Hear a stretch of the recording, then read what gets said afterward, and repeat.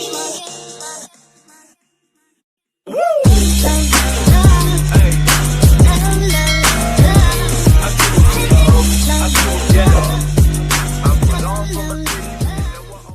Assalamualaikum warahmatullahi wabarakatuh. Perkenalkan, nama saya Salita Mahtasari dengan NIM PO 7121204071 dari kelas 2B. Di sini saya akan mempresentasikan hasil kerja saya yang berjudul Asesmen Keperawatan Hiperbilirubin untuk mata kuliah Keperawatan Anak. Adapun pokok pembahasan yang akan dibahas pada presentasi kali ini, yang pertama pengkajian, yang kedua diagnosa keperawatan, yang ketiga intervensi keperawatan, yang keempat implementasi keperawatan, dan yang terakhir adalah evaluasi keperawatan. Yang pertama pengkajian. Identitas klien, nama, bayi Nyonya L, tanggal lahir 11 Mei 2021, usia 2 hari, jenis kelamin laki-laki, agama Islam, alamat Jalan Tangga Takat, Kota Palembang, tanggal masuk 13 Mei 2021, tanggal kajian 13 Mei 2021, diagnosa medik, hiperbilirubin grade 3. Identitas orang tua, nama, ayah, Nasrial, usia 35 tahun, pekerjaan petani, nama ibu Lydia, usia 32 tahun, pekerjaan ibu rumah tangga. Next. Selanjutnya dari riwayat kesehatan sekarang. Keluhan utama, bayi Nyonya L dipindahkan ke ruang perinatologi dari ruang rawat inap ke bidanan 2 hari setelah lahir, karena badannya kuning, diphteri grade 3 dari kepala sampai paha. Riwayat kesehatan lalu, khusus untuk anak usia 0-5 tahun, prenatal care, pemeriksaan kehamilan 3 kali, keluhan selama hamil, muntah-muntah, ngidam, dan demam. Kenaikan berat badan selama hamil 13 kg, imunisasi TT 1 kali. Next, selanjutnya ada natal, tempat melahirkan rumah sakit, jenis persalinan spontan atau persalinan per vaginam, penolong persalinan dokter, komplikasi waktu lahir, robek perineum. Postnatal, kondisi bayi, berat badan lahir 2.800 gram, PB 46 cm. Anak mengalami penyakit kuning, tidak kebiruan, tidak kemerahan, problem menyusui ada. Untuk semua umur, penyakit yang pernah dialami tidak ada, kecelakaan yang pernah dialami tidak ada, riwayat operasi tidak ada, alergi tidak ada, konsumsi obat-obatan bebas tidak ada, dan perkembangan anak dibanding saudara-saudaranya belum dapat dikaji. Riwayat kesehatan keluarga, penyakit anggota keluarga, ibu pasien memiliki riwayat epilepsi. Di sini telah ditunjukkan genogram pada keluarga pasien. Selanjutnya ada riwayat imunisasi. Bayi Nyonya L belum melakukan imunisasi BCG, DPT, polio, dan campak, tetapi bayi Nyonya L sudah melakukan hepatitis saat baru lahir dan reaksi setelah pemberiannya tidak ada. Selanjutnya ada aktivitas sehari-hari, kondisi selera makan sebelum sakit, bayi belum bisa makan dan hanya minum ASI. Saat sakit, ibu klien mengatakan daya hisap bayinya berkurang. Menu makan, bayi Nyonya L hanya minum ASI, saat sakit bayi Nyonya L belum bisa makan. Selanjutnya ada frekuensi makan, ibu mengatakan bayinya kuat dalam menyusu dengan frekuensi waktu yang tidak menentu. Saat sakit, ibu klien mengatakan bayinya hanya minum ASI dan menyusu tiap 2 jam. Makanan yang disukai tidak ada, makanan pantangan tidak ada, ritual saat makan tidak ada. Riwayat tumbuh kembang, pertumbuhan fisik, berat badan, BB lahir 2,8 kg dan saat masuk ke rumah sakit tetap 2,8 kg. Tinggi badan 46 cm, saat masuk ke rumah sakit 46 cm. Waktu tumbuh gigi, belum ada gigi. Selanjutnya ada perkembangan tiap tahap usia anak. Saat berguling belum bisa, duduk belum bisa, merangkak belum bisa, berdiri belum bisa, berjalan belum bisa, senyum kepada orang lain belum bisa, bicara pertama kali belum bisa, berpakaian tanpa bantuan belum bisa. Selanjutnya riwayat nutrisi, pemberian ASI pertama kali disusui setelah lahir, cara pemberiannya setiap kali menangis dan terjadwal, Lama pemberian rencana 2 tahun. Pemberian susu tambahan tidak ada. Selanjutnya, riwayat psikososial. Anak tinggal bersama kedua orang tuanya, tempat tinggal berada di daerah pedesaan, rumah dekat dengan TK, SD, dan SMP, tidak ada. Apakah ada tangga yang bisa berbahaya di rumah? Tidak ada. Hubungan antara anggota keluarga harmonis, pengasuh anak adalah orang tua. Riwayat spiritual, support system dalam keluarga, bayi Nyonya L selalu berdoa agar bayi Nyonya L cepat sembuh dan diberikan umur panjang oleh Allah Subhanahu wa taala. Kegiatan keagamaan, orang tua bayi Nyonya L selalu berdoa, sholat dan bersolawat ketika menidurkan anaknya. Riwayat hospitalisasi, pemahaman keluarga tentang sakit dan rawat inap. Ibu membawa anak ke rumah sakit karena panik karena melihat bayinya kuning.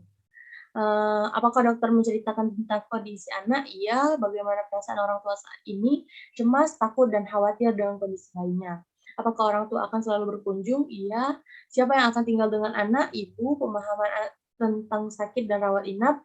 Klien mas bayi, maka pengkajian penulis lakukan dengan metode anamnesa. Selanjutnya, nutrisi seperti yang telah dijelaskan tadi, selera makan, bayi belum bisa makan karena hanya minum ASI, menu makan, bayi hanya minum ASI, frekuensi makan, sebelum sakit, ibu mengatakan bayinya kuat dalam menyusui dengan frekuensi waktu yang tidak menentu, tetapi saat sakit, ibu klien mengatakan bayinya menyusui tiap 2 jam. Makanan yang disukai, bayi Nyonya L hanya minum ASI, makanan pantangan tidak ada, ritual makan saat makan tidak ada. Cairan, jenis minuman sebelum sakit, ibu klien mengatakan bayinya hanya minum ASI, saat sakit, ibu klien mengatakan bayinya hanya minum ASI.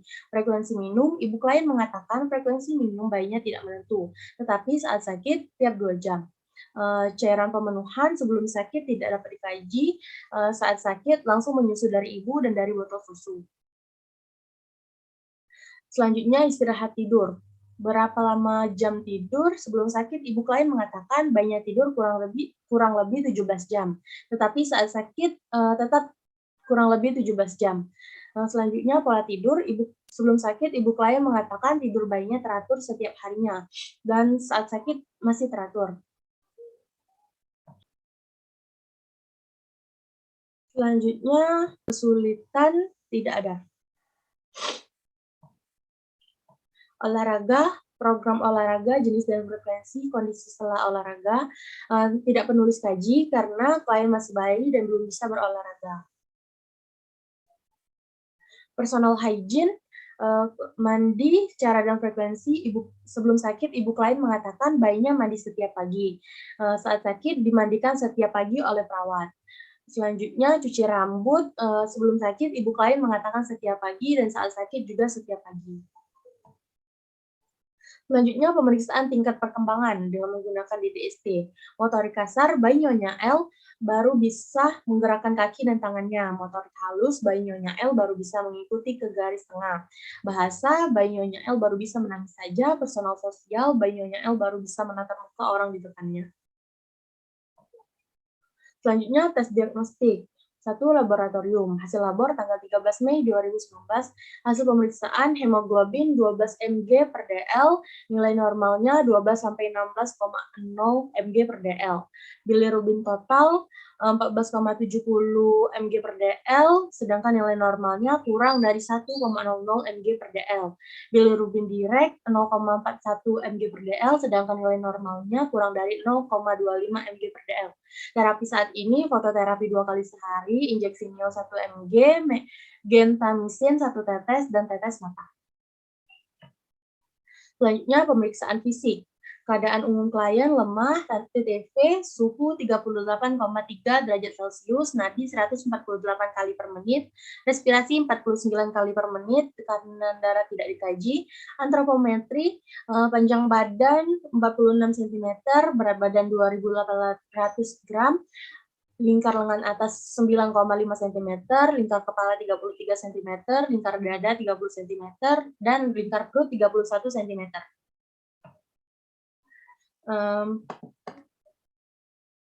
Selanjutnya adalah sistem pernafasan, hidung normal, leher normal, dada normal, bentuk dada normal, gerakan dada simetris, suara nafas tambahan tidak ada. Sistem kardiovaskuler, konjungtiva normal, arteri karotis kuat, ukuran jantung normal, suara jantung S1 normal dan S2 normal, capillary refilling time kurang dari 3 detik. Yang berarti tidak adanya odema.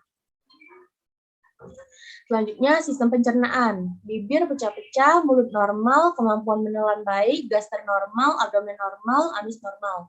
Sistem indera, mata, refleks terhadap cahaya ada, pupil normal, kelopak mata normal, bulu mata normal, dan hitam, alis hitam. Hidung normal dan tidak ada lesi dan sumbatan, telinga bersih dan fungsi pendengaran normal.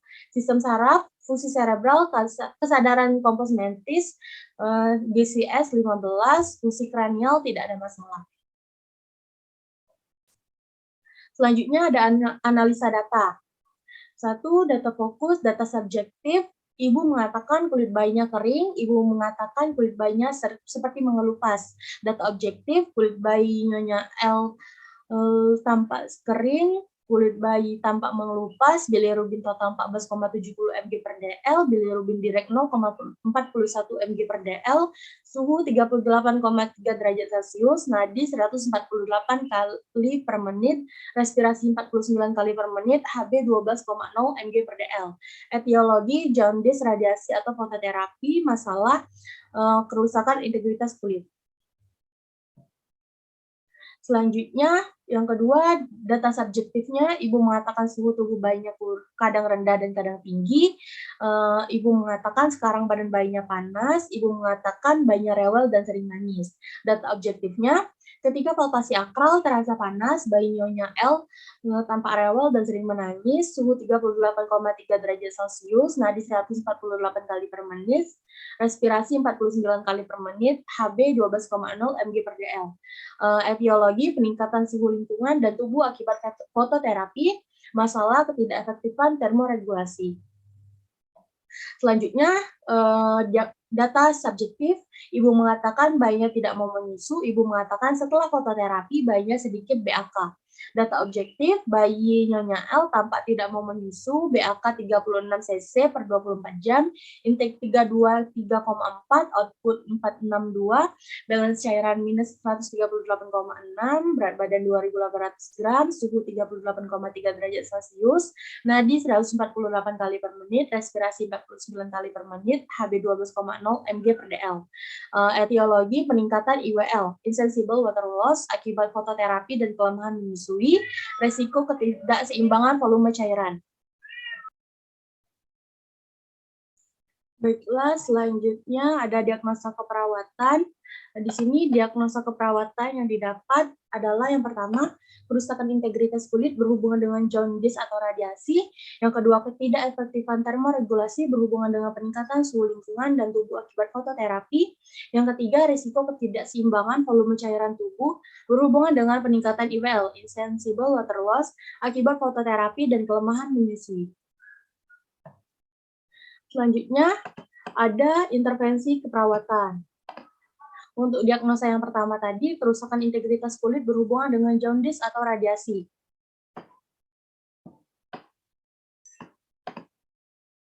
Tujuan dan kriteria hasil setelah dilakukan tindakan keperawatan selama 3 kali 24 jam, diharapkan integritas kulit kembali baik atau normal dengan kriteria hasil.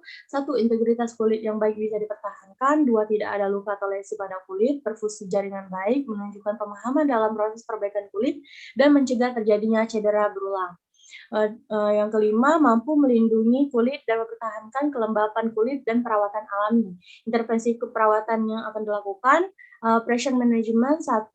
Anjurkan pasien untuk menggunakan pakaian yang longgar, hindari kerutan pada tempat tidur, jaga kebersihan kulit agar tetap bersih dan kering, mobilisasi pasien setiap 2 jam sekali, memonitor kulit akan adanya kemerahan, monitor pemberian ASI secara adekuat, oleskan lotion atau minyak atau baby oil pada daerah yang kering atau mengelupas.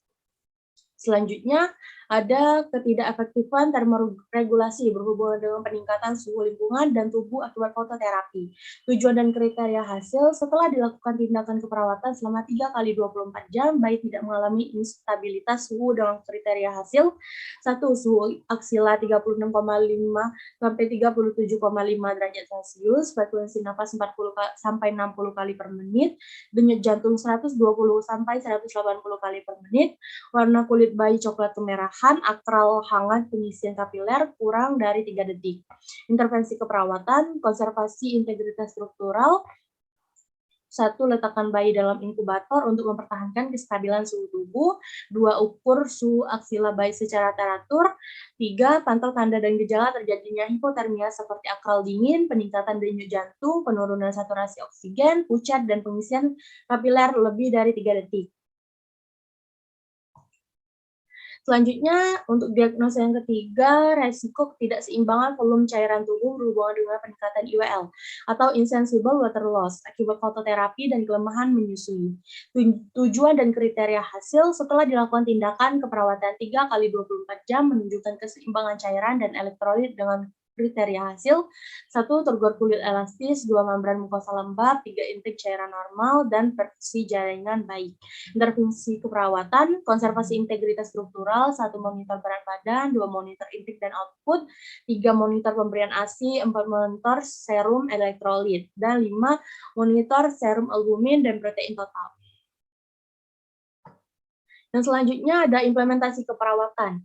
Yang pertama, pada tanggal 14 Mei 2021 pukul 8 pagi, untuk diagnosa yang pertama, implementasinya adalah menganjurkan menggunakan pakaian yang longgar pada bayi, menjaga kebersihan kulit agar tetap bersih, mengoleskan baby oil pada daerah yang kering, dan memandikan bayi dengan air hangat. Untuk diagnosa yang kedua, implementasi yang dilakukan adalah yang pertama mengukur suhu aksila bayi secara teratur setiap 3 jam, mengukur tanda-tanda vital, memantau tanda dan gejala terjadinya hipotermi dan hipertermi. Yang keempat, meningkatkan pemberian ASI. Untuk diagnosa yang ketiga, implementasi yang dilakukan, yang pertama memonitor tanda-tanda vital, memonitor intake dan output cairan, memonitor pemberian ASI, dan memonitor membran mukosa dan turgor kulit. Selanjutnya, pada hari berikutnya, pada 15 Mei 2021, pukul 8 pagi, untuk diagnosa yang pertama, implementasi yang dilakukan adalah menjaga kebersihan kulit agar tetap bersih, menghindari kerutan pada tempat tidur, memobilisasi bayi setiap 2 jam sekali, mengoleskan baby oil pada daerah yang kering. Untuk diagnosa yang kedua, implementasi yang dilakukan, mengukur suhu aksila bayi secara teratur setiap 3 jam, meningkatkan pemberian ASI, memantau suhu lampu fototerapi, dan meletakkan bayi dalam inkubator untuk mempertahankan kestabilan suhu tubuh.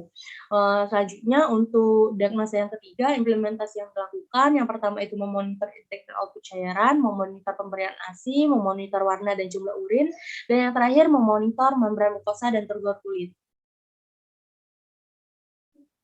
Pada hari berikutnya lagi, 16 Mei 2021, pukul 8 pagi, pada diagnosa yang pertama, implementasi yang dilakukan, yaitu yang pertama mengoleskan baby oil pada daerah yang kering, yang kedua memandikan bayi dengan air hangat, yang ketiga menganjurkan pasien untuk menggunakan pakaian longgar, yang keempat memobilisasi bayi setiap 2 jam sekali.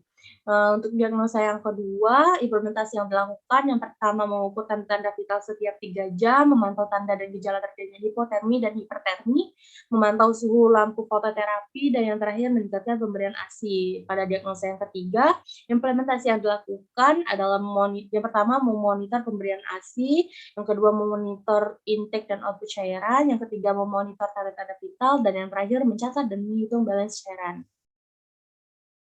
Selanjutnya ada evaluasi keperawatan. Pada Rabu 15 Mei 2021 pukul 8 pagi, untuk diagnosa yang pertama itu kerusakan integritas kulit berhubungan dengan jaundice atau radiasi. Evaluasi yang keperawatan yang dilakukan, S yaitu subjektif, ibu mengatakan kulit bayinya kering, ibu mengatakan kulit bayinya masih mengelupas. O, objektif, kulit bayi Nyonya L tampak kering, kulit bayi Nyonya L tampak mengelupas, bilirubin total 14,70 mg per dl, bilirubin direct 0,41 mg per dl. A, analisis, masalah kerusakan integritas kulit belum teratasi, problem, intervensi dilanjutkan. Planning intervensi dilanjutkan. Selanjutnya, masih di hari yang sama, untuk diagnosa yang kedua, ketidakefektifan termoregulasi berhubungan dengan peningkatan suhu lingkungan dan tubuh akibat fototerapi. Evaluasi yang dilakukan subjektif, ibu mengatakan badan bayinya sekarang panas, ibu mengatakan bayinya sekarang rewel. Objektif, palpasi akral, bayi nyonya L terasa panas, suhu 38,3 derajat Celcius, nadi 148 kali per menit, respirasi 49 kali per menit. Analisis, masalah ketidakefektifan termoregulasi atau belum teratasi, planning intervensi dilanjutkan. Untuk diagnosis yang ketiga, resiko ketidakseimbangan volume cairan tubuh berhubungan dengan peningkatan IWL, insensible water loss, akibat fototerapi dan kelemahan menyusui. Evaluasi yang dilakukan subjektif, ibu mengatakan bayinya tidak mau menyusu, ibu mengatakan setelah fototerapi BAK bayinya sedikit. Objektif, bayi nyonya L tampak tidak mau disusui, suhu 38,3 derajat Celcius, nadi 148 kali per menit.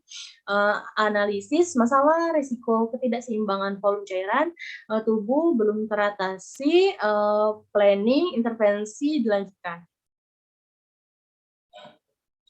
Keesokan harinya pada Kamis 16 Mei 2021 pukul 8 pagi untuk diagnosa yang pertama, yaitu kerusakan integritas kulit berhubungan dengan jaundice atau radiasi. Evaluasi keperawatan yang dilakukan subjektif, ibu mengatakan kulit bayinya sudah tidak terlalu kering. Ibu mengatakan ia rajin mengoliskan baby oil pada bayinya. Ibu mengatakan kulit bayinya yang mengelupas lebih sedikit. Objektif, kulit bayi tampak lebih sedikit yang mengelupas, bilirubin total 14,70 mg per dl, bilirubin direct 0,41 mg per dl. Analisis masalah kerusakan integritas kulit teratasi sebagian, planning intervensi dilanjutkan. Untuk diagnosa yang kedua, masih di hari yang sama, ketidakefektifan termoregulasi berhubungan dengan peningkatan suhu lingkungan dan tubuh akibat fototerapi. Evaluasi keperawatan yang dilakukan, subjektif, ibu mengatakan suhu bayinya subuh tadi 36,1 derajat Celcius. Ibu mengatakan sekarang badan bayinya terasa tidak terlalu hangat. Objektif, palpasi akral bayi nyonya L terasa hangat, suhu 37,7 derajat Celcius, nadi 152 kali per menit, respirasi 42 kali per menit. Analisis masalah ketidakefektifan termoregulasi belum teratasi, planning intervensi dilanjutkan. Untuk diagnosa yang ketiga, itu resiko ketidakseimbangan volume cairan tubuh berhubungan dengan peningkatan IWL, insensible water loss, akibat fototerapi dan kelemahan menyusui. Evaluasi keperawatan yang dilakukan, subjektif, ibu mengatakan BAK bayinya lebih banyak dari kemarin, ibu mengatakan bayinya telah mau minum ASI. Objektif, bayi nyonya L tampak minum susu dengan botol susu 30 cc, suhu 37,1 derajat Celcius, nadi 152 kali per menit. Analisis masalah resiko ketidakseimbangan volume cairan tubuh teratasi sebagian, planning intervensi dilanjutkan. Selanjutnya pada keesokan harinya pada Jumat 17 Mei 2021 pukul 8 pagi, diagnosa keperawatan yang pertama itu kerusakan integritas kulit berhubungan dengan jaundice atau radiasi. Evaluasi keperawatan yang dilakukan subjektif, ibu mengatakan kulit bayinya tidak ada yang mengelupas tetapi masih kering. Objektif, kulit bayi nyonya L tidak ada yang mengelupas lagi, bilirubin total 12,05 mg per dl, bilirubin direct 0,37 mg per dl. Analisis kerusakan integritas kulit teratasi sebagian, planning intervensi dilanjutkan oleh perawat ruangan. Selanjutnya, pada diagnosa yang kedua, yaitu ketidakefektifan termoregulasi berhubungan dengan peningkatan suhu lingkungan dan tubuh akibat fototerapi. Evaluasi keperawatan yang dilakukan, subjektif, ibu mengatakan badan bayinya terasa panas setelah fototerapi, ibu mengatakan panas badan bayinya telah berkurang.